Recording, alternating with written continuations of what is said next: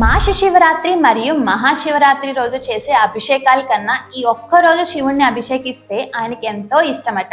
అది మీకు తెలుసా?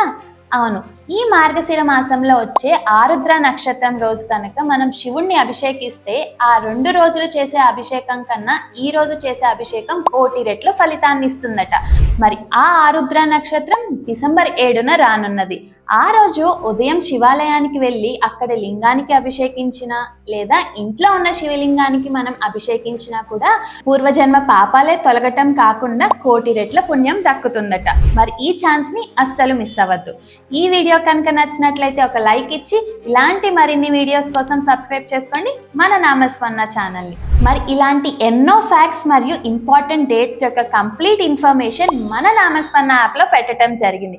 మరి ఏ మాత్రం ఆలస్యం చేయకుండా వెంటనే app store or play store కి వెళ్ళి మన నామస్మరణ యాప్ ని సబ్స్క్రైబ్ చేసుకోండి. కేవలం 189తో ఒక స్పిరిచువల్ గైడ్ ని ఇయర్ మొత్తానికి పొందండి.